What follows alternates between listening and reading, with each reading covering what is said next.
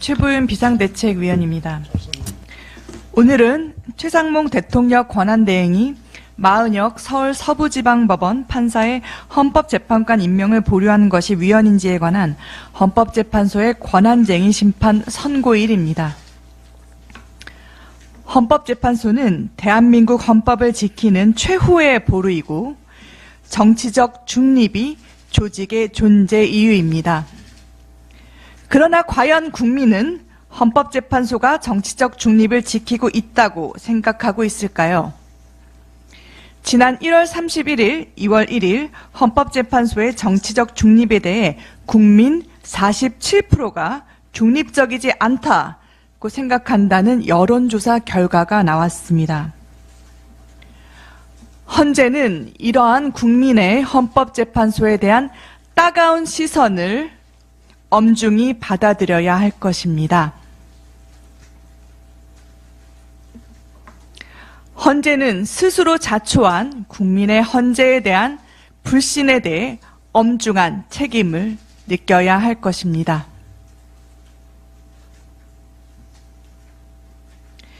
우선 헌재가 이례적일 정도로 마은혁 후보자 임명 권한쟁의를 빠르게 심리 판단하는 것에 대해 어떤 의도가 있는 것은 아닌지 합리적 의심을 지울 수가 없습니다.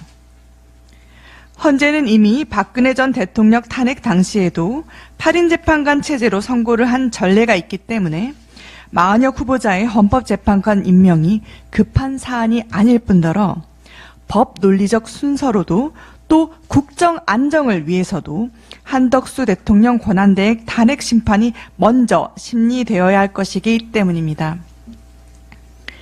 특히 우리법 연구회의 좌편향적인 성향이 심각한 사회적 이슈로 떠오른 상황에서 윤석열 대통령 탄핵재판 도중에 헌재가 우리법 연구회 소속인 마은혁 후보자를 재판관으로 서둘러 임명하여 편향된 재판관 체제를 만들려는 것은 아닌지 비난받을 수밖에 없는 상황입니다. 헌재의 극히 이례적인 빠른 심리로 인해 편향성의 문제가 발생한다면 헌재는 그 비난을 오롯이 감당해야 할 것입니다. 한편 법적으로 살펴보더라도 헌법재판소는 과거 판례에 따라 이 사건을 각하시킴이 마땅합니다. 헌법재판소는 개별 국회의원이 국회를 대신해서 권한쟁의를 청구한 사건들에 대해 각하시켜왔고 이 사건은 우원식 국회의장 개인이 국회 의결 없이 독단으로 청구했기 때문입니다. 또한 헌법 규정상으로도 최상목 대통령 권한대행이 국회 권한을 침해했다고 볼 수 없다는 결론에 이릅니다. 즉 헌법 제111조상 국회는 헌법재판관을 선출할 권한이 있을 뿐 임명할 권한은 오로지 대통령에게 있음이 확인됩니다.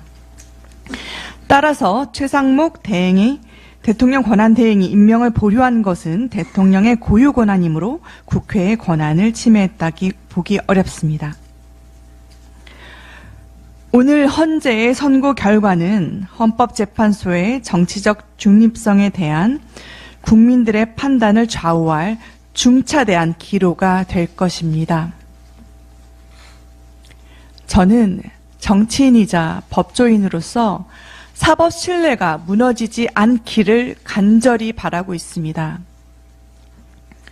또 헌법재판소의 조급한 결정으로 인해 국론 분열이 심화되지 않기를 바라고 있습니다. 오늘 이런 중요한 헌법재판소의 결정을 국민이 지켜볼 것입니다. 오늘은 또 한국 수어의 날로 5번째 날을 맞은 날이기도 합니다. 오늘 비대위 발언은 수어 통역사를 통해 수어로도 국민들께 전합니다. 이상입니다.